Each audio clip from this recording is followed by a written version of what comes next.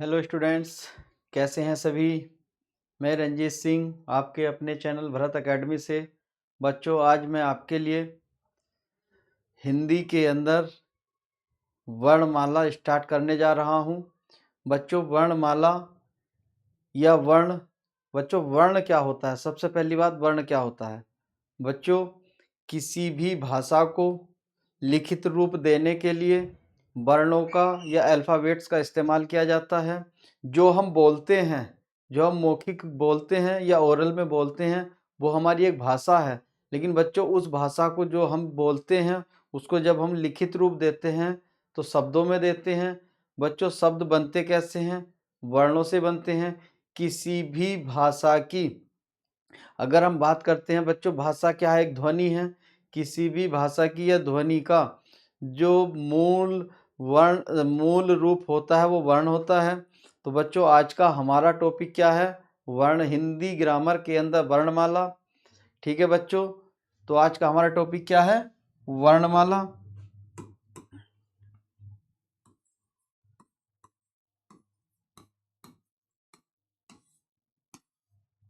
वर्णमाला, ठीक है बच्चों। वर्णमाला या अल्फाबेट्स। देखो, जैसे हम इंग्लिश में बच्चों इंग्लिश पढ़ते हैं, तो इंग्लिश जब हम लिखते हैं तो वो कैसे लिखते हैं? ABCD। ठीक है। उसी तरीके से जब हम हिंदी की बात करते हैं तो हिंदी कैसे लिखते हैं? A I E कै खे गै।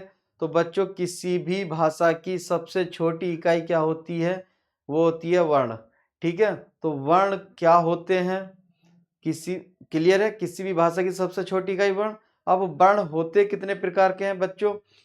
वर्णों के भेद या वर्णों के प्रकार। बच्चों, इंग्लिश के अंदर भी वर्ण दो प्रकार के होते हैं। ठीक है, एक वोवेल, एक कॉन्सोनेंट। उसी तरीके से बच्चों, हिंदी के अंदर भी वर्ण दो तरीके के होते हैं। एक होता है आपका स्वर, एक होता है व्यंजन। ठीक है बच्चों, एक होता है स्वर और एक होता है व्यंजन। ठीक है बच्चों। अब इंग्लिश वर्णमाला के अंदर बच्चों 26 वर्ण होते हैं या 26 अल्फ़ाबेट होते हैं। लेकिन हिंदी वर्णमाला के अंदर वर्णों की संख्या कितनी है बच्चों? 52। हिंदी वर्णमाला के अंदर वर्णों की संख्या 52 है। क्लियर है? अब इन 52 वर्णों में से कुछ आपके स्वर है और कुछ आपके व्यंजन है। तो बच्चों, हिंदी वर्णमाला में स्वरों की संख्या 11 है। हिंदी वर्णमाला में स्वरों की संख्या कितनी है बच्चों? 11। और हिंदी वर्णमाला में व्यंजनों की संख्या कितनी है बच्चों? 33। ठीक है, 33 और 41। ठीक है बच्चों, हिंदी वर्णमाला में स्वरों की संख्या कितनी है? 11। व्यंजनों की संख्या कितनी है बच्चों? 33 और 41। अब यहाँ पर जो व्यंजन है बच्चों, आप वो बोलोगे कि 33 या 33 कहाँ से है या कैसे हैं, या 41 कैसे है? बच्चों, 41 और 11 दोनों को अगर आप ऐड करोगे तो 52 बनेंगे। तो हिंदी वर्णमाला के अंदर व्यंजनों की संख्या 33, 33 और 41 है। और स्वरों के अंदर स्वरों की संख्या बच्चों कितनी है? 11 है। तो अगर यहाँ से क्वेश्चन आता है कि मूल व्यंजन कितने हैं, तो बच्चों मूल व्यंजन हमारे यहाँ कितने हैं? 33। लेकिन अगर वो क्वेश्चन पूछता है कि कुल व्यंजन कितने हैं, तो कुल व्यंजन में आपको लगाना है 41। बच्चों, मूल व्यंजन मूल व्यंजन कितने हैं बच्चों? 33। ठीक है। और अगर पूछता है कुल व्यंजन, तो कुल व्यंजन कितने हैं बच्चों? 41। ठीक है। उसी तरीके से अगर हम स्वर की बात करते हैं तो स्वरों के अंदर बच्चों व्यंजनों की संख्या 11 ही होती है। ठीक है ना। अब यहाँ स्वरों को भी बच्चों दो पार्ट में डिवाइड किया जाता है। एक होते हैं आपके ह्रस्व स्वर, एक होते हैं आपके दीर्घ स्वर। ठीक है बच्चों, ह्रस्व स्वर और दीर्घ स्वर। ह्रस्व स्वर में आता है बच्चों आपका ए, छोटी ई, छोटा ऊ और ऋषि। ठीक है ना। ह्रस्व स्वर के अंदर बच्चों क्या आता है? छोटा ई, छोटा ऊ, ए और री। ठीक। अब अगर हम बात करें इसी तरीके से दीर्घ स्वर में, तो बाकी जो बच्चे बच्चों आपके दीर्घ स्वर में आएंगे आ, बड़ी ई, बड़ा ऊ, छोटा ए, बड़ा ए, औ, बड़ा ओ। ठीक है बच्चों, दीर्घ स्वर और ह्रस्व स्वर। बच्चों दीर्घ स्वर किसे कहा जाता है या हास्य स्वर किसे कहा जाता है? बच्चों हास्य स्वर उन स्वरों को कहा जाता है जिन स्वरों के उच्चारण में कम समय लगता हो। जिन स्वरों के उच्चारण में, जिन स्वरों को बोलने में हमें कम समय लगता है तो उनको हम हास्य स्वर बोलते हैं। जिन स्वरों के उच्चारण में, जिन स्वरों के उच्चारण में कम समय लगता है। ठीक है बच्चों, जिन स्वरों के उच्चारण में कम समय लगता है उन्हें हम हास्य स्वर कहते हैं, और जिन स्वरों के उच्चारण में अधिक समय लगता है, ठीक है बच्चों, जिन स्वरों के उच्चारण में अधिक समय लगता है, ठीक है, जिन स्वरों के उच्चारण में अधिक समय लगता है उन्हें हम व्यंजन बोलते हैं। जिन स्वरों के उच्चारण में कम समय लगता है बच्चों उन्हें हम हास्य स्वर बोलते हैं। क्लियर है बच्चों? तो स्वर दो तरीके के होते हैं, हास्य स्वर और दीर्घ स्वर। ठीक है बच्चों, उसी तरीके से हम बात अगर करते हैं व्यंजन की, तो बच्चों व्यंजन देखो,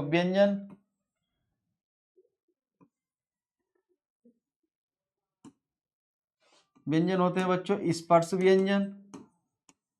कैसे? स्पर्श व्यंजन,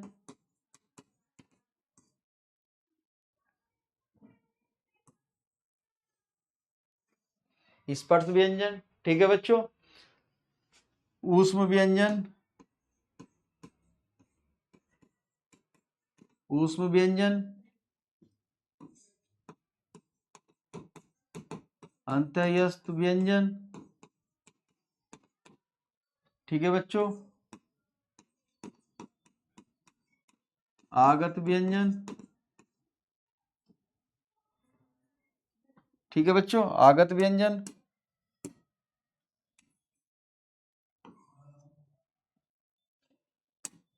और संयुक्त व्यंजन, और बच्चों संयुक्त व्यंजन। ठीक है बच्चों, तो व्यंजन कितने तरीके के होते हैं? स्पर्श व्यंजन, ऊष्म व्यंजन, अंत्यस्थ व्यंजन, आगत व्यंजन और संयुक्त व्यंजन। ठीक है बच्चों, अब इसमें स्पर्श व्यंजन के अंदर बच्चों कौन कौन से व्यंजन आते हैं? देखो स्पर्श व्यंजन के अंदर कौन कौन से व्यंजन आते हैं बच्चों? स्पर्श व्यंजन हिंदी वर्णमाला के अंदर बच्चों सभी ने वर्णमाला पढ़ रखी है, बचपन से पढ़ते हैं हम। देखो हमारे कोई भी बच्चा जब पढ़ने स्कूल जाता है, स्टार्टिंग में जाता है, तो बच्चों उसकी सबसे पहली जो पढ़ाई होती है वो वर्णमाला से ही होती है। इंग्लिश पढ़ता है तो ABCD पढ़ता है, अगर हिंदी पढ़ता है तो आ पढ़ता है। तो यही वर्णमाला किसी भी स्टूडेंट के जीवन की सबसे पहली श्रेणी जो होती है बच्चों वर्णमाला से होती है। तो हमारी हिंदी वर्णमाला के अंदर बच्चों कै ख ग घ च छ ज झ न टे ठ ड ढ न, तो इस तरीके से हमारे यहाँ बच्चों वर्ण है। तो हिंदी वर्णमाला के अंदर एक वर्ग होता है, एक तो होता है जैसे कै वर्ग, ठीक है बच्चों, कै वर्ग। अब कै वर्ग में क्या क्या आएगा बच्चों?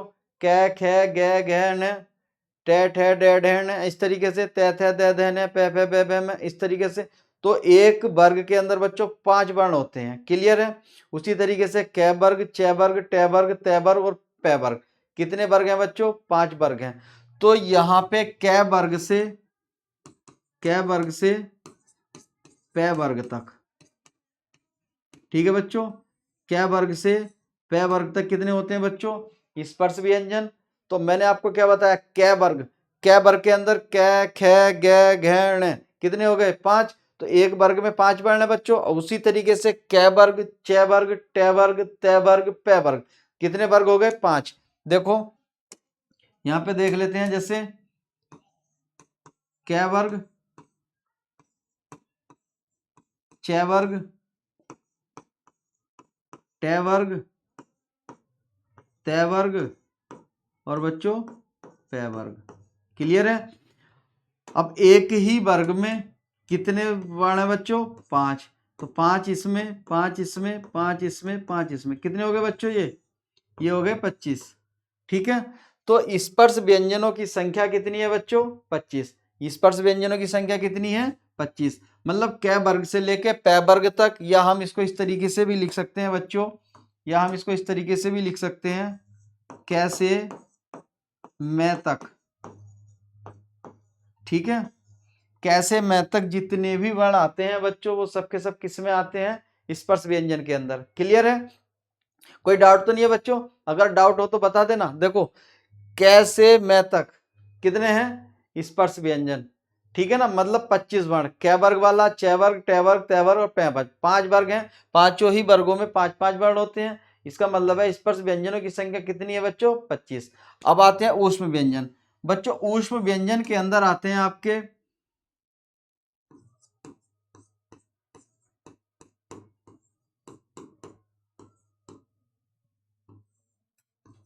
ऊष्म व्यंजन के अंदर आते हैं बच्चों आपके 4 वर्ण। 4 वर्णों में क्या क्या है आपका, से, षटकोण वाला से बच्चों, से सपेरा, षटकोण वाला से, और बड़े वाला जो से होता है इसको हम बोलते हैं सलजम वाला से, ठीक है ना। तो सपेरे वाला से, षटकोण वाला से और सलजम वाला से। अब इसको हम छोटा से, मझला से और बड़ा से, तीनों ही से और एक है। 4 वर्ण ऐसे हैं बच्चों जिनको हम उस पर ऊष्म व्यंजन या ऊष्म संघर्षी व्यंजन भी बोला जाता है, ठीक है बच्चों। अब हम बात करते हैं अंतःयस्त व्यंजन। अंतःयस्त व्यंजन के अंदर व्यंजनों की संख्या भी 4 है बच्चों। यहाँ पे आता है ये, रे, ले और वे। कितने हो गए बच्चों, 4 हो गए ये, ठीक, 4 हो गए ये। अब कितने हो गए बच्चों, 25, 4 4 8, देखो 25 + 4 + 4 कितने हो जाएंगे बच्चों, 33। क्लियर है, कितने वर्ण हो गए, 33। हमारे यहाँ हिंदी वर्णमाला के अंदर बच्चों कुल कितने व्यंजन है, 33। ये मूल व्यंजन है बच्चों, मूल। देखो अब जैसे बात करते हैं आगत। आगत का मतलब क्या है बच्चों, आगत का मतलब होता है आया हुआ, मतलब जो विदेश से या बाहर से आया है या जो दूसरी भाषा से हमने लिया है। मतलब यही नहीं कि विदेश से, मतलब किसी दूसरी अदर भाषा से कोई चीज हमने अपने यहाँ ली है तो उसको आगत में बोलते हैं ना, किसी की आओ भगत करना, आना। तो अगर जो बाहर से आया है, सिंपल सी बात है, वो हमारे यहाँ का तो है नहीं। तो अगर यहाँ आगत व्यंजन की बात हो रही है बच्चों तो इसका मतलब ये हमारे यहाँ के नहीं है, बाहर से बुलाए गए हैं या बाहर से लाए गए हैं। अगर जब हमारे यहाँ के नहीं है तो इसका मतलब हमारे मूल भाषा में होंगे भी नहीं। तो मूल वर्णमाला के अंदर हमारे यहाँ आगत व्यंजनों का इस्तेमाल नहीं होता था। तो आगत व्यंजन होते हैं बच्चों जय और फै, ठीक है, जय और फै। अब बच्चों ये जय और फै में अंतर है। एक इधर हम जो पढ़ते हैं च छ जय, अब हम इधर पढ़ते हैं च छ और जय, ठीक है, ये हमारा नॉर्मल जय है। लेकिन यहां पर जो जय होगा बच्चों आगत वाले में, आगत वाला जय होगा ये वाला, उसके नीचे इस तरीके से एक डॉट या पॉइंट लगा होता है, ठीक है ना। अब इसका मतलब इस तरीके के शब्द आपने पढ़े होंगे, किस भाषा में यूज होते हैं बच्चों, इस तरीके के शब्द अधिकांशतः यूज होते हैं अरबी और फारसी भाषा के अंदर, मतलब उर्दू भाषा में। अब इस तरीके के शब्द वहां पे, अब आपको क्लियर पता है कि हमारे यहाँ की फारसी भाषा नहीं है, हमारे यहाँ की उर्दू भाषा नहीं है। भाई हमारे यहाँ मुस्लिम जो समुदाय आया है, इस्लाम आया है, ये भारत का नहीं है, ये कहाँ से आया है, विदेश से। तो अब हमारे यहाँ तो ये था ही नहीं, हमारे यहाँ संस्कृत थी, वैदिक समाज था। संस्कृत के बाद फिर धीरे धीरे जब हम उधर चलते हैं बच्चों, सल्तनत कालीन की तरफ चलते हैं, जैसे वैदिक काल के बाद फिर हमारे ये महाजनपद आए थे हिस्ट्री में, महाजनपदों में जैसे मौर्य काल, नंद वंश, इस तरीके से। उसके बाद धीरे धीरे आके हमारे यहाँ सबसे पहला मुस्लिम आक्रांता जो था बच्चों, वो कौन था, मोहम्मद बिन कासिम। तो मोहम्मद बिन कासिम जब आया उसके बाद हमारे यहाँ धीरे धीरे धीरे धीरे फारसी भाषा का इस्तेमाल होना शुरू हुआ। तो ये जो इस तरीके के शब्द मिलेंगे आपको ये बच्चों कहाँ मिलेंगे, अरबी या फारसी भाषा के अंदर। तो इसका मतलब ये भाषा हमारे यहाँ की थी नहीं। जब हमारे यहाँ की ये भाषा नहीं थी तो हमारे यहाँ का शब्द भी नहीं है, तो ये बाहर से आए हैं। तो 2 शब्द ये बाहर से आए हैं बच्चों, तो ये मूल भाषा में नहीं थे। क्लियर है, तो ये कैसे थे, मूल भाषा में नहीं थे। इसका मतलब क्या हुआ, मूल भाषा में कौन कौन से हुए, 25, 4 4 ये कितने हो गए, 33। मतलब स्पर्श व्यंजन, ऊष्म व्यंजन और अंतःयस्थ व्यंजन, ये 3 ही व्यंजन ऐसे व्यंजन थे जो हमारे यहाँ मूल भाषा में थे या मूल व्यंजन थे। तो मूल व्यंजनों की संख्या, अगर आपसे क्वेश्चन आता है कि मूल व्यंजन कितने हैं तो 33 लगाने हैं, अगर पूछता है कुल व्यंजन कितने हैं तो 41 लगाने हैं। क्लियर है बच्चों। अब इधर देखो 33 और 2 ये कितने हो गए बच्चों, तो सॉरी 2, 33 और 2, ठीक है बच्चों, 33 और 2 कितने हो गए, 33 और 2 कितने हो गए, ये हो गए 35। ठीक है, अब बच्चों बात करते हैं इधर हम संयुक्त व्यंजन की। क्लियर है? अब यहाँ से इसको हटा देते हैं थोड़ी देर के लिए। ठीक है बच्चों, इसको यहाँ से हटा देते हैं। अब देखो हम बात करते हैं संयुक्त व्यंजन की। तो संयुक्त व्यंजन में आता है बच्चों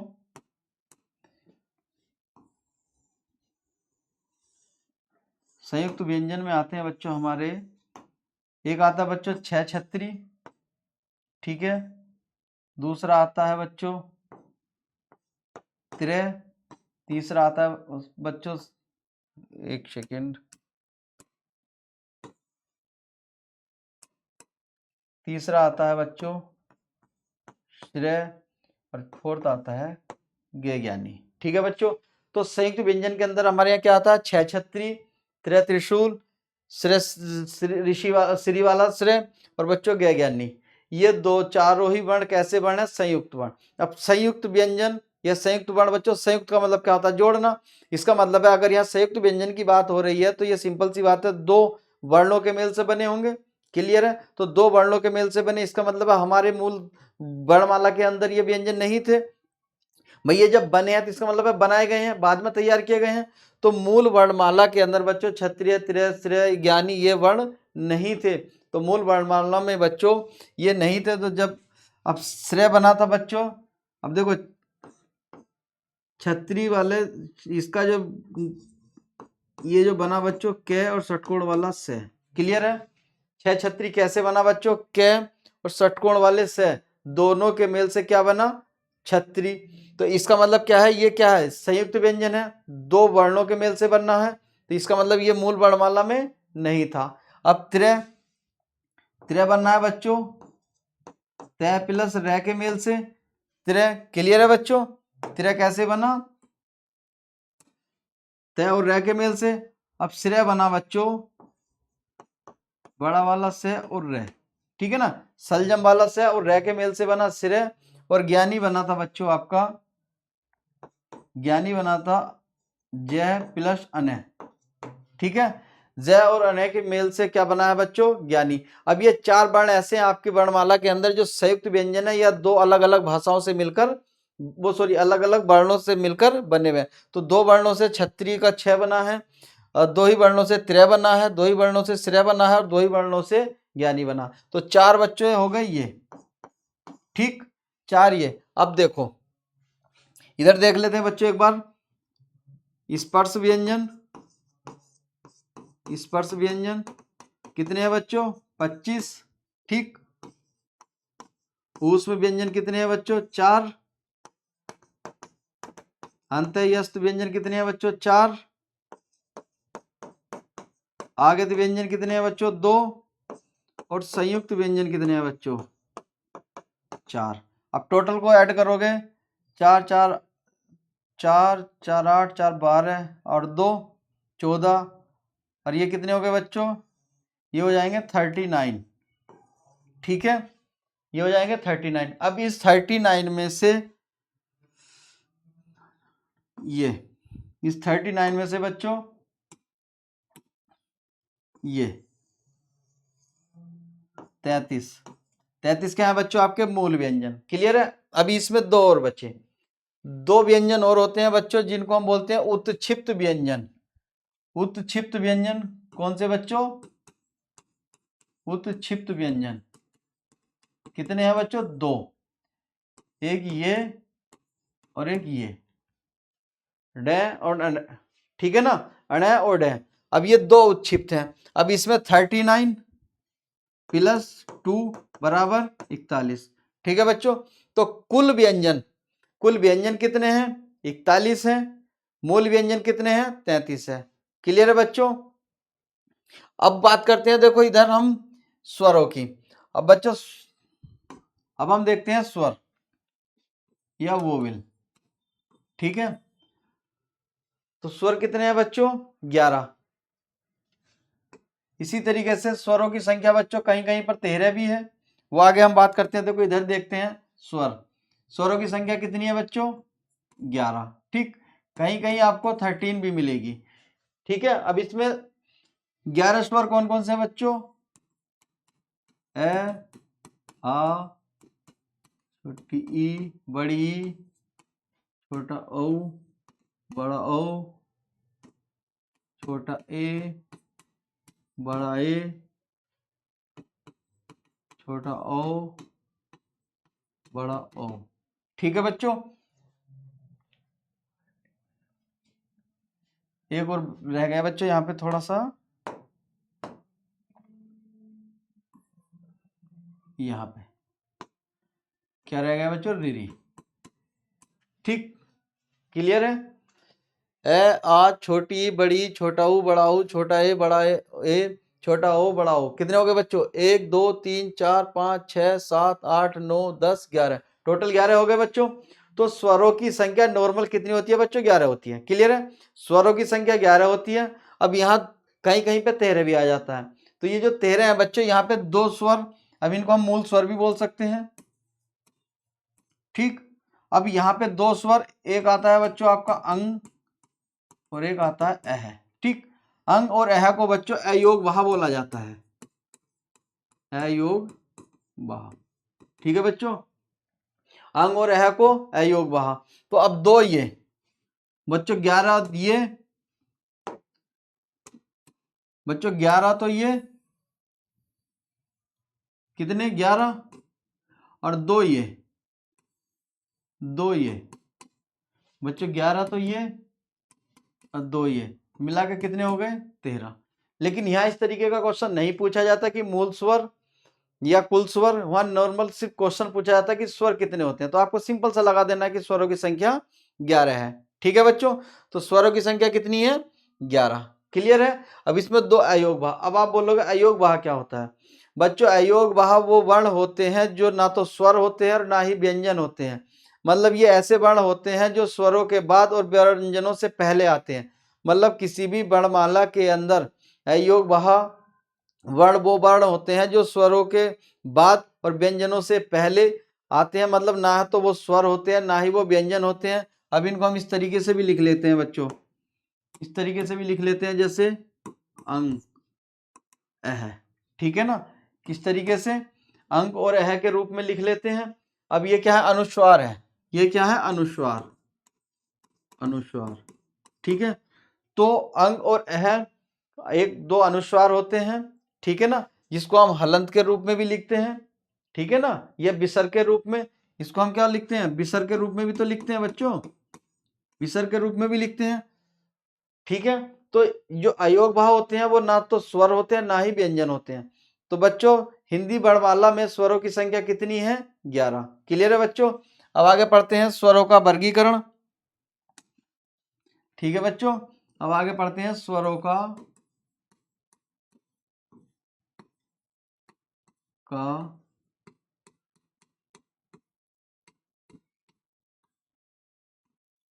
स्वरों का वर्गीकरण। ठीक है बच्चों, अब इसमें देखो स्वरों का वर्गीकरण,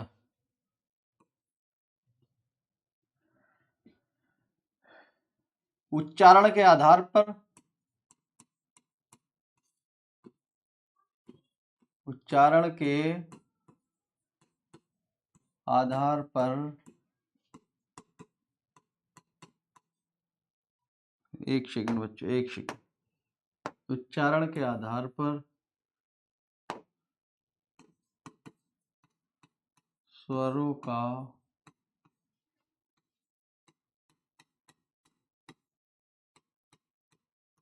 वर्गीकरण। ठीक है बच्चों, उच्चारण के आधार पर स्वरों का वर्गीकरण। उच्चारण, उच्चारण का मतलब सभी जानते हैं बच्चों, प्रोनाउंसिएशन। ठीक है ना। अब देखो बच्चों, जब हम किसी भी भाषा की या किसी भी लैंग्वेज की बात करते हैं, तो जब हम उच्चारण करते हैं तो बच्चों सबसे पहले तो आप एक बात बताइए कि ये उच्चारण होता क्या है, यह भाषा होती क्या है। यह भाषा क्या है बच्चों, कोई भी एक ध्वनि होती है, लेकिन ये ध्वनि क्या है बच्चों, ध्वनि होती है एक साउंड।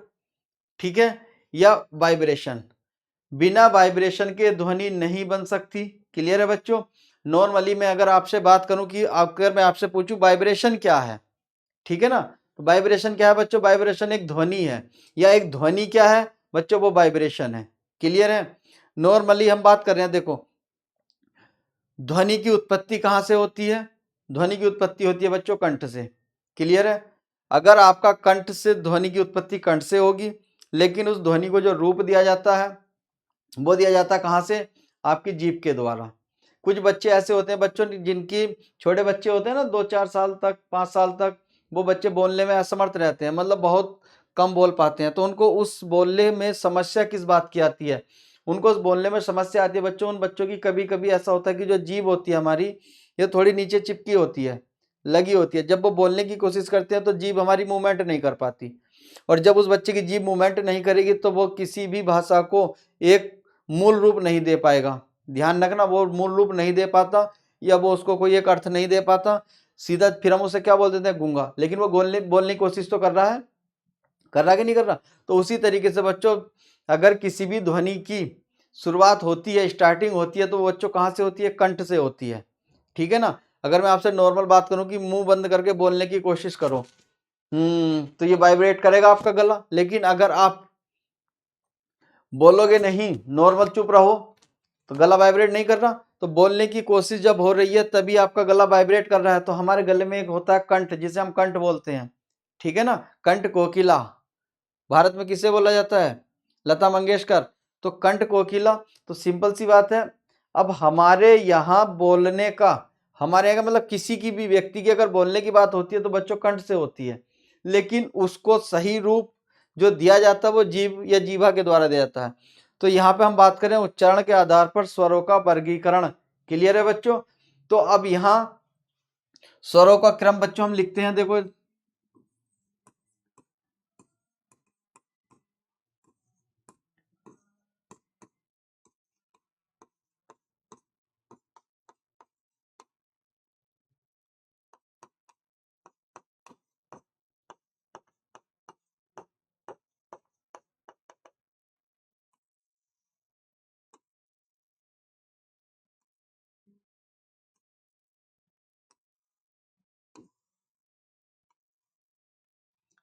ठीक है बच्चों, देखो, सबसे पहला आपको यहाँ एक चीज याद रखनी है। अगर हम स्वर पढ़ें या व्यंजन पढ़ें, उनका क्रम आपको याद होना चाहिए। क्लियर है? अब जैसे हम बात कर रहे हैं स्वरों के वर्गीकरण की, अब किस बेस पे कर रहे हैं? उच्चारण के। तो आपको क्या याद रखना है कि स्वरों का क्रम याद रखना है कि सबसे पहले कौन सा स्वर आता है, उसके बाद कौन सा आता है, उसके बाद कौन सा आता है। तो सबसे पहले स्वर आता है बच्चों ए आ, फिर ई, फिर ऊ, फिर री, फिर छोट ए, फिर ओ। सिंपल सी बात है। अब ए की बात अगर हम करें तो छोटा, छोटा आ, बड़ा आ। क्लियर है? छोटा ई, बड़ा ई, छोटा ऊ, बड़ा ऊ, री, छोटा ए, बड़ा ए, छोटा ओ, बड़ा ओ। क्लियर है? अब ये अगर आपको क्रम याद है तो उच्चारण के आधार पर स्वरों के वर्गीकरण में आपको कोई भी समस्या नहीं आनी। क्लियर है बच्चों? अब यहाँ पे इन स्वरों को जो बोला जाता है, मैंने आपको क्या बताया कि किसी भी ध्वनि की उत्पत्ति कंठ से होती है, उसके बाद उसको मूल रूप जीवा के द्वारा दिया जाता है। अब हमें यह देखना है कि किस वर्ण के उच्चारण में हमारे मुंह के अंदर किस पार्ट का ज्यादातर इस्तेमाल होता है। तो बच्चों हमें करना क्या है? हमें कंठ से बाहर की तरफ आना है। ध्यान रखना, कंठ से बाहर की तरफ। अब देखो गले में सबसे अंदर क्या है बच्चों? आपका कंठ। पहले स्टेशन पे क्या पड़ेगा? पहले स्टेशन पे क्या पड़ेगा बच्चों? कंठ। क्लियर है? अब जब उस कंठ से आप बाहर आओगे, क्लियर है, जब आप उस कंठ से बाहर आओगे तो आपको क्या मिलेगी? जीभ। ठीक। अब जीभ, मैंने क्या कहा, जीभ तो पूरी काम नहीं करती। जीभ काम कब करेगी? जब आपका तालवा सही होगा। अगर आपका नीचे तालवा चिपका, मतलब जीभ लगी है, प्रॉपर नहीं उठ पा रही है, तो आप नहीं बोल पाएंगे। तो जब आप बोलते हो तो बोलने में आपकी जीभ ऊपर नीचे करती है। तो जीभ के चलने में सबसे इंपॉर्टेंट किसका योगदान है बच्चों? तालवे का। तो कंठ के बाद आपको कहाँ आना है? तालवे पे, तालव्य। ठीक है? या तालवा या तालु। कंठ के बाद कहाँ आना है बच्चों? तालु पे। कंठ के बाद आना है तालु। ठीक। कंठ के बाद तालु। तालु के बाद बच्चों आपके क्या आएंगे? होठ। तालु के बाद क्या आएंगे? होठ।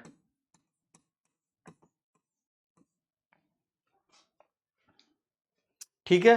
तालु के बाद होठ। तो अब आपके यहाँ कितने स्टेशन हो गए? 3। कंठ, तालु और होठ। तो स्वरों के उच्चारण के आधार पर स्वरों का वर्गीकरण बच्चों, कंठ के आधार पे किया गया है, तालु के आधार पे किया गया है और होठों के आधार पे किया गया है। ठीक है बच्चों, अब देखो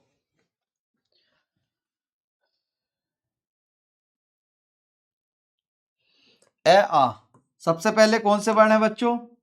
सबसे पहले ए और आ। अब देखो ए और आ, एक है छोटा आ, एक है बड़ा आ। अब छोटा और बड़े का सिंपल सी बात है, दोनों भाई भाई है भाई, एक छोटा भाई है एक बड़ा भाई है। अब सिंपल सी बात है, अगर एक जिस समुदाय का होगा दूसरा भी उसी समुदाय का होगा, या एक की उत्पत्ति जहां से है हुई है दूसरे की भी वहीं से हुई है, इसका मतलब है कि दोनों एक ही वर्ग हैं। क्लियर है? अब एक ही वर्ग हैं तो एक ही जगह से होंगे, एक ही तरीके के होंगे, एक ही तरीके से यूज किए जाएंगे, एक ही तरीके से बोले जाएंगे। तो ए और आ की उत्पत्ति बच्चों, दोनों की उत्पत्ति कहां से हुई है? कंठ से। कहां से हुई है? कंठ से। तो इसका मतलब क्या है कि ए और आ कैसे वर्ण है बच्चों? कंठी है। अब वर्णमाला के अंदर मैंने क्या बताया कि सबसे पहले ए आ ही आते हैं, तो सबसे पहले आपके मुंह के अंदर क्या आता है बच्चों? कंठ आता है। ठीक है ना? देखो बाहर से अंदर नहीं जाना है, वर्णों के उच्चारण में जब हम व्यंजन पढ़ेंगे तब भी और स्वर पढ़ रहे हैं तभी भी हमें आना अंदर से बाहर है, कंठ से बाहर आना है बच्चों। तो कंठ सबसे अंदर कंठ है, तो ए आ कैसे वर्ण है बच्चों? कंठी है। ए आ के बाद आता है बच्चों दोनों ई। अब कंठ के बाद मैंने क्या बचा है बताया आपको, कंठ के बाद बताया सेकंड स्टेशन कौन सा है? तालु या तालवा। तो दोनों ई कैसे हैं बच्चों? तालव्य है। क्लियर है? दोनों ई कैसे हैं? तालव्य। अब तालव्य के बाद मैंने क्या बताया? तालु के बाद होठ, तो दोनों ऊ कैसे हैं बच्चों? ओष्ठ्य है। दोनों कैसे हैं? ओष्ठ्य है। और बच्चों जो रिरी होता है, रिरी होता है मूर्धा या मूर्धन्य। रिरी क्या होता है? मूर्धा या मूर्धन्य। मूर्धा या मूर्धन्य। बच्चों अब आप बोलोगे कि ये मूर्धा क्या है या मूर्धन्य क्या है। ठीक है बच्चों, देखो जब हम किसी भी वर्ण का उच्चारण करते हैं, स्वर तो कंठ तालव्य ओष्ठ्य और मूर्धा होते हैं।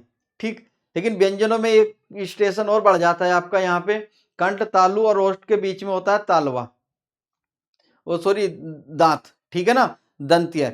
अब यहाँ पे कंठीय उन वर्णों को बोला जाता है जिनके उच्चारण में कंठ का यूज हो, तालव्य उन व्यंजन उन वर्णों को बोला जाता है जिनके उच्चारण में तालु का यूज हो, ओष्ठ्य उन वर्णों को बोला जाता है जिनके उच्चारण में होठों का यूज हो, दंत्य उन वर्णों को बोला जाता है जिनके उच्चारण में दांतों का यूज हो। ठीक है? अब बोलोगे कि दांतों का यूज कैसे होता है बच्चों, वो मैं बताऊंगा आपको आगे चल के। अब इसी तरीके से मूर्धन्य वो वर्ण होते हैं जिन वर्णों के उच्चारण में जीव का, जिन वर्णों के उच्चारण में जीव आपके तालवे से या आपके दंतीय से ऊपर टच मारती है। जैसे आप टे की बात करेंगे, टे ठे डे ढेण ले। अब देखो टे जब आप टे ठे डे ढे बोलोगे बच्चों, तो आपकी जीभ ऊपर दांतों के पीछे टकराती है, मतलब दांतों से नहीं भिड़ती, दांतों से पीछे पीछे, लेकिन तालवे से जस्ट ऊपर सीधे। तो ऐसे वर्णों को, जिन वर्णों के उच्चारण में जीभ का भाग दांतों से पीछे और तालु से सीधे ऊपर, ठीक है ना, जाकर टकराता, उन्हें मूर्धा बोलते हैं या मूर्धन्य बोलते हैं। तो मूर्धन्य में बच्चों यहाँ क्या आता है? रिरी। ठीक है ना? दूसरी चीज, इन्हें याद करने के लिए ऐसे भी याद कर सकते हैं डेफिनेशन, और अगर ऐसे नहीं याद कर पा रहे हैं तो सिंपल सी बात ध्यान रखना, स्वरों के अंदर रिरी ही एक ऐसा वर्ण है जो अपने में अलग पहचान रखता है, मतलब देखने में अजीब लगता है। क्लियर है? तो जो स्वर बिल्कुल अजीब ढंग का लगता है आपको, वो आपका कैसा है? मूर्धा या मूर्धन्य है।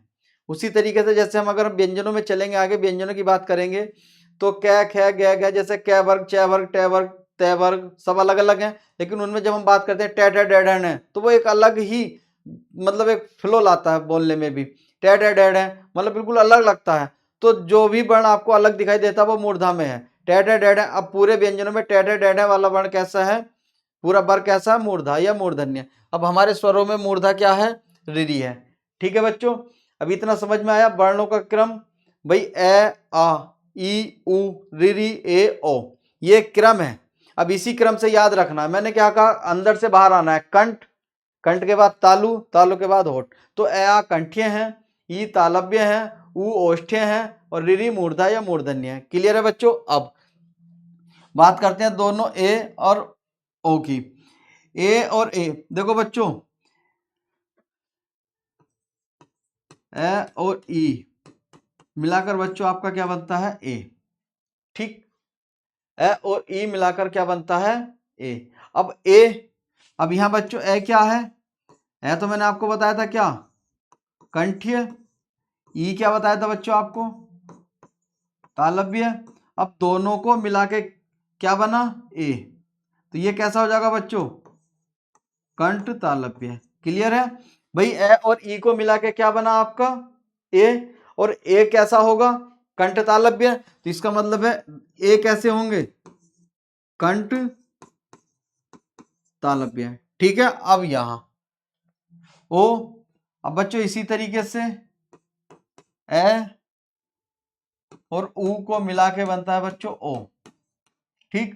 अब ये क्या है, ए तो कंठ्य है, ऊ क्या है बच्चों आपका ओष्ठ्य है,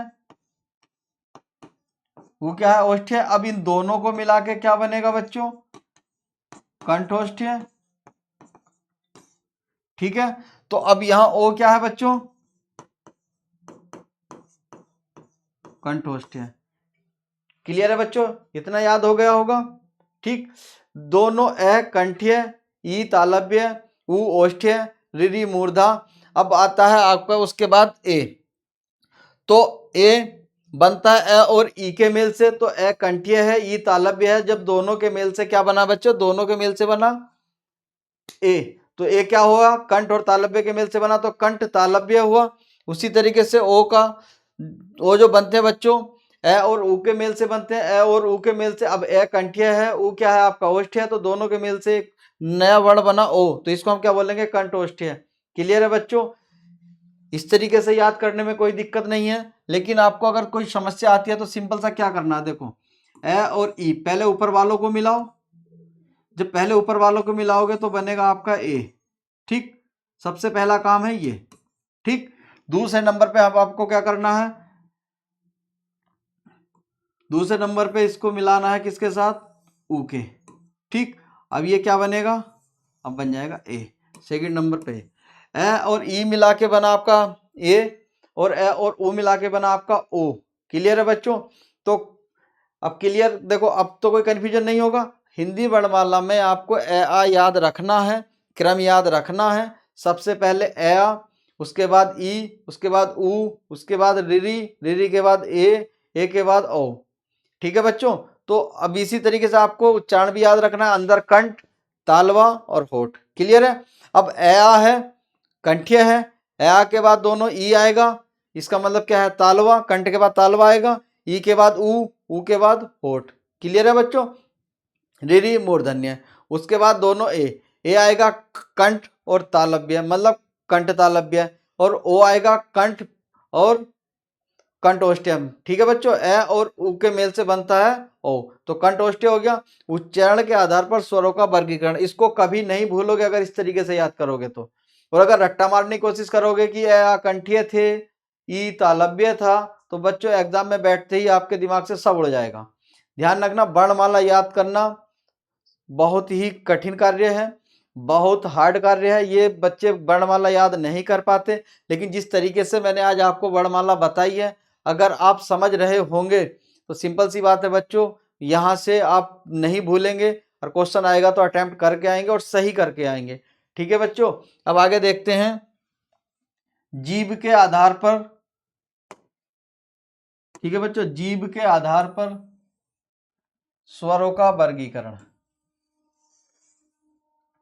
ठीक है बच्चों, किसके, जीभ के आधार पर स्वरों का वर्गीकरण।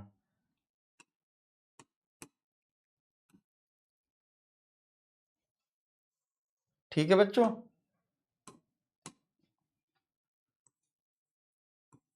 जीभ के आधार पर स्वरों का वर्गीकरण। ठीक है बच्चों। फर्स्ट नंबर पे हमने क्या, उच्चारण के आधार पर स्वरों का वर्गीकरण। अब सेकंड नंबर पे बच्चों हम क्या कर रहे हैं, जीभ के आधार पर स्वरों का वर्गीकरण। अब यहाँ जीभ के आधार पे, यहाँ बच्चों अगर जीभ की बात की जा रही है, जीभ मतलब आपकी टंग। अब जीभ की बात की जा रही है बच्चों, तो जिन वर्णों के उच्चारण में जीभ का जोन सा पार्ट ज्यादा एक्टिव होता है, उसको वही नाम दिया गया। तो जीभ के आधार पर बच्चों को तीन पार्ट में डिवाइड किया गया है। जीभ के आधार पर बच्चों 3 पार्ट में, अग्र स्वर, ठीक है बच्चों, मध्य स्वर और बच्चों पश्च स्वर, ठीक है बच्चों। कौन कौन से? अग्र स्वर, मध्य स्वर और पश्च स्वर। तो बच्चों जिन वर्णों के उच्चारण में जीभ का पहला अग्र स्वर का मतलब जीभ का आगे का भाग, जिन स्वरों के उच्चारण में जीभ का आगे का भाग एक्टिव होता है उन्हें हम अग्र स्वर बोलते हैं, ठीक है। अब इसमें जैसे दोनों ई, दोनों ए, जब आप बोलोगे तो जीभ की आगे वाला हिस्सा एक्टिव होगा। बोल के देख लीजिए, अगर विश्वास ना हो तो बोल के देख लीजिए और प्रैक्टिकल भी कीजिए, प्रैक्टिकल करोगे तो अच्छे से याद भी हो जाएगा। तो जिन स्वरों के उच्चारण में जीभ का आगे का भाग ज्यादा कार्य करता है या एक्टिव रहता है उसे हम अग्र स्वर बोलते हैं बच्चों। देखो जैसे दोनों ई, दोनों ए, तो ठीक है। अब इसके अंदर कौन कौन से वर्ण आते हैं? दोनों ए, ठीक। मध्य स्वर, मध्य स्वर उसको बोला जाता है जिस स्वर के उच्चारण में जीभ का मध्य भाग काम करता है या एक्टिव होता है उसे मध्य स्वर बोलते हैं। अब इसमें क्या आता है? ए, छोटा आ, इसको क्या बोलते हैं बच्चों? छोटा। छोटा आ किस में आता है? मध्य स्वर में। उसके बाद जो बच्चे सबके सब पश्च स्वर में। तो पश्च स्वर में क्या आएगा बच्चों? आपका आ, उ, छोटा ओ, बड़ा ओ, ठीक है बच्चों। ये किस में आया? आपके पश्च स्वर में, ठीक है। तो अग्र स्वर, मध्य स्वर और पश्च स्वर। तो जीभ के आधार पर स्वरों का वर्गीकरण बच्चों 3 पार्ट में किया गया है। अग्र स्वर में दोनों ई, दोनों ए, मध्य स्वर में है और पश्च स्वर में, ठीक। अब आगे बच्चों इसी तरीके से स्वरों का उच्चारण और सॉरी वर्गीकरण बच्चों फिर क्या गया है 3rd नंबर पे, मुंह की आकृति के आधार पर, ठीक है ना। होठों की आकृति के आधार पर, होठों की। तो होठों की आकृति के आधार पर स्वरों का जो वर्गीकरण किया गया बच्चों, होठों के आधार पर ओष्ठ, ओष्ठ के आधार पर स्वरों का वर्गीकरण, ठीक है बच्चों। ओष्ठ या होठों के आधार पर स्वरों का वर्गीकरण। तो बच्चों होठों के आधार पर अब यहाँ पे क्या है कि वर्णों के उच्चारण में होठों का किस तरीके से इस्तेमाल हो रहा है, किस तरीके से यूज हो रहा है, तो वही देखना है यहाँ पे। तो होठों के आधार पर बच्चों स्वरों को 2 रूप में या 2 पार्ट में डिवाइड किया गया है। यहाँ पर डिवाइड किया गया बच्चों, एक तो क्या गया वृत्ताकार, ये, और एक वृत्ताकार, ठीक। अब बच्चों जो वृत्ताकार होता है, वृत्ताकार मतलब सर्किल, तो इसको हम गोलाकार भी बोल सकते हैं, वृत्ताकार या गोलाकार, राइट। और अवृत्ताकार मतलब अगोलाकार, अवृत्ताकार या अगोलाकार। तो बच्चों 2 तरीके के हो गए। तो होठ के आधार पर स्वरों का वर्गीकरण बच्चों 2 पार्ट में किया गया है, वृत्ताकार और अवृत्ताकार, गोलाकार या अगोलाकार। तो अब देखो गोलाकार मतलब गोल। अब यहां जब आप वर्णों का उच्चारण करेंगे तो आपको बच्चों क्लियर दिखाई देगा। जैसे हम उच्चारण कर रहे हैं, जैसे बच्चों ऊ, देखो ऊ, छोटा ऊ, बड़ा ऊ, छोटा ओ, बड़ा ओ। जब आप इन दोनों का उच्चारण कर रहे हैं ऊ और ओ का, तो आपके होठों की आकृति कैसी हो रही है बच्चों? गोल। 2 होठों की आकृति कैसी हो रही है? गोल। क्लियर है? अब दोनों की आकृति गोल हो रही है, इसका मतलब ये कैसे है? गोलाकार,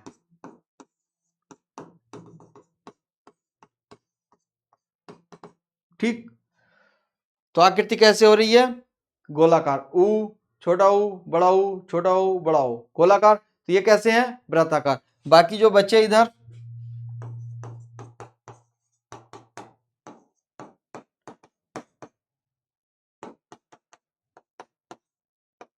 देखो, अगर आप आ बोलते हो, आ, है, छोटी, बड़ी, छोटा ऊ, अब ऊ हुआ तो ही गोल, होठ कैसे हो गए आपके? गोल, ठीक है। ऐसे एड़ी, ऐसे इनक है, इसे इमली, इसे ईक। अब देखो ई बोलने पे होठ खुल रहे हैं, ई, ए, आ, लेकिन ऊ बोलने पे होठों का आकार कैसा हो रहा है बच्चों? गोल। तो जिन वर्णों के उच्चारण में होठों की आकृति गोल हो जाती है उन्हें हम गोलाकार वृत्ताकार बोल सकते हैं। ठीक है, जिन वर्णों के उच्चारण में होठों की आकृति, सिंपल सी बात है, मतलब होठों की आकृति ना बने, सिंपल सी बात है, वो अवृत्ताकार या गोलाकार। क्लियर है बच्चों? यहां तक क्लियर है। अब आगे हम बात करते हैं बच्चों, उच्चारण के आधार पे हो गया, जीभ के आधार पर हो गया, होठ के आधार पर हो गया, एक और बचा है बच्चों, कौन सा है?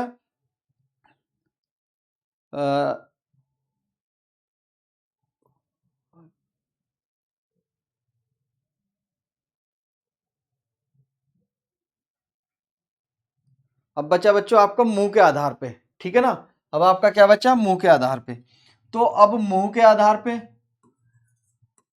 मुंह के आधार पर स्वरों का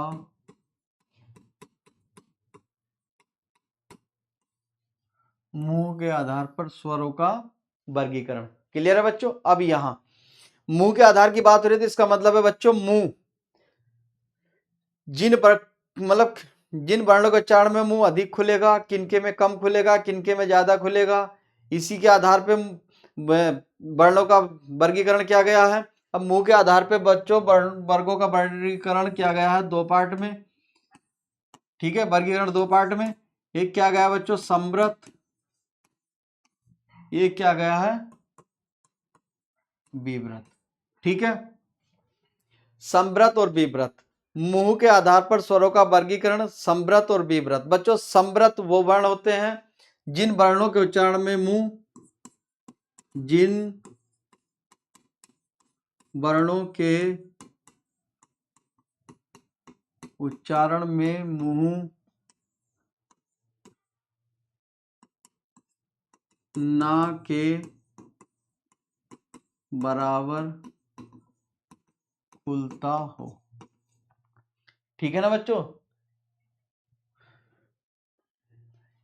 जिन वर्णों के उच्चारण में मुंह ना के बराबर खुलता हो उन्हें हम संवृत बोलते हैं, और जिन वर्णों के उच्चारण में मुंह अधिक खुलता हो उन्हें हम विवृत बोलते हैं।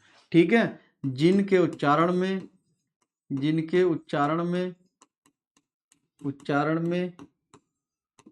मुंह अधिक, ठीक है बच्चों, जिनके उच्चारण में मुंह कम खुलता हो, ठीक है, उन्हें हम बोलेंगे संवृत। जिन वर्णों के उच्चारण में मुंह अधिक खुलता है उन्हें हम बोलेंगे विवृत। ठीक है बच्चों, तो संवृत में आता है बच्चों दोनों ई और बच्चों दोनों ऊ। ठीक, दोनों ई और दोनों ऊ ये किस में आते हैं? संवृत में आते हैं। ठीक है, अब विवृत में आते हैं बच्चों आपके, विवृत में आता है बच्चों आपका आ बड़ा ए और बड़ा ओ। ठीक है बच्चों, ये आते हैं आपके विवृत में। अब और कौन कौन सा बचा? 1 2 3 4 5 6 7 8, सॉरी एक सेकंड बच्चों, आ, ठीक, दोनों ही ए, छोटा ए, ठीक है बच्चों, और छोटा ओ। कितने हो गए? 1 2 3 4 5 6 7 8 9 10। ठीक है बच्चों, अब देखो, संवृत जिन वर्णों के उच्चारण में मुंह कम खुलता है उन्हें संवृत कहते हैं, जिन वर्णों के उच्चारण में मुंह अधिक खुलता है उन्हें हम विवृत कहते हैं। तो संवृत में बच्चों क्या क्या आता है? दोनों ई, दोनों ऊ, दो छोटा ए और छोटा ओ। ठीक, और विवृत में बड़ा आ, बड़ा ए और बड़ा ओ। अब इसी में संवृत के अंदर भी एक और होता है बच्चों जिसको हम बोलते हैं विवृत, वो सॉरी क्या बोलते हैं हम उसको? अर्ध संवृत, अर्ध संवृत। ठीक है बच्चों, उसी तरीके से इधर भी एक होता है अर्ध विवृत। ठीक है बच्चों, अर्ध संवृत किसे कहते हैं? अर्ध संवृत वो वर्ण होते हैं बच्चों जिनके उच्चारण में मुंह समृद्ध से थोड़ा सा ज्यादा, मतलब जिन वर्णों के उच्चारण में मुंह थोड़ा सा ज्यादा खुले लेकिन बीभ्रत से कम। ठीक है ना। तो अर्ध समृद्ध क्या होते हैं? जिनमें मुंह की मात्रा थोड़ी सी ज्यादा बढ़ जाए। अब इसमें क्या क्या आता है? इसमें आता है बच्चों आपका ए, छोटा ए और छोटा ओ। ठीक है। उसी तरीके से अर्धविवृत, अर्धविवृत में जिन वर्णों के उच्चारण में मुंह अधिक खुलता है वो क्या होते हैं बच्चों? विवृत। और जिन वर्णों के उच्चारण में मुंह थोड़ा सा कम खुलता है, मतलब विवृत से कम और अर्धसमृद्ध से ज्यादा, तो उसको हम क्या बोलते हैं बच्चों? अर्धविवृत। अर्धविवृत के अंदर आता है बच्चों, ठीक, बड़ा ए और बड़ा ओ। क्लियर है? देखो, समृद्ध जिन वर्णों के उच्चारण में मुंह ना के बराबर खुलता है समृद्ध कहते हैं। उसके अंदर दोनों ई, दोनों ऊ, छोटा ए और छोटा ओ। क्लियर है? विवृत जिनके उच्चारण में मुंह अधिक खुलता है, बड़ा आए, बड़ा आ, बड़ा ए, बड़ा ओ, अर्धविवृत। अब इसी तरीके से अर्धसमृद्ध और अर्धविवृत। अर्धसमृद्ध वो होते हैं जिनमें मुंह समृद्ध से थोड़ा ज्यादा खुलता है। ठीक है बच्चों। अर्धविवृत वे होते हैं जिनमें मुंह विवृत से थोड़ा सा कम खुलता है। तो अर्धसमृद्ध में इन्हीं, भाई समृद्ध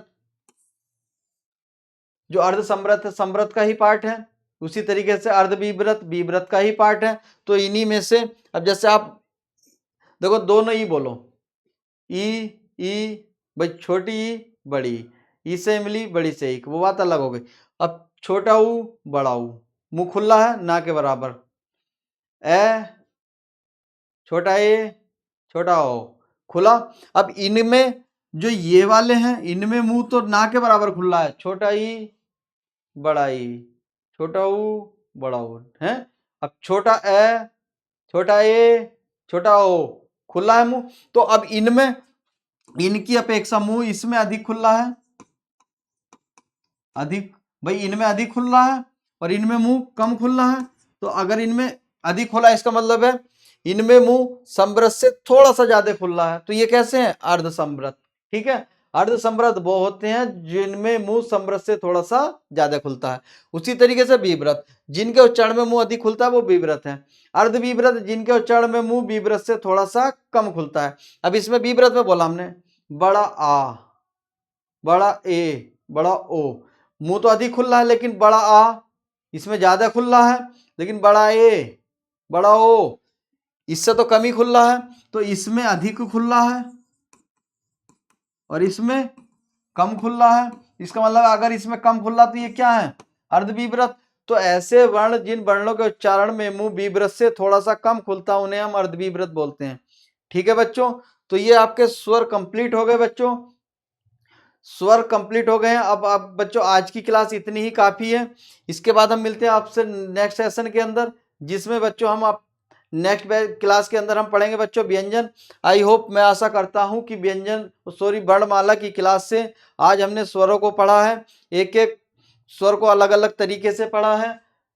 हमने सभी स्वरों को बच्चों जीभ के आधार पे डिवाइड करके पढ़ लिया, हमने मुंह के आधार पे पढ़ लिया, होठों के आधार पे पढ़ा है, उच्चारण के आधार पे पढ़ा है। मतलब स्वरों को जितने तरीके से डिवाइड किया जा सकता था उस तरीके से पढ़ लिया। यहीं से इसी से क्वेश्चंस आते हैं और यहाँ से अब बच्चों जो भी क्वेश्चन आएगा वो आप बिल्कुल उसको अटेम्प्ट करेंगे, ये मैं आशा करता हूँ। तो आज के लिए इतना ही काफ़ी बच्चों। जय हिंद, जय भारत। अब मिलते हैं नेक्स्ट क्लास में।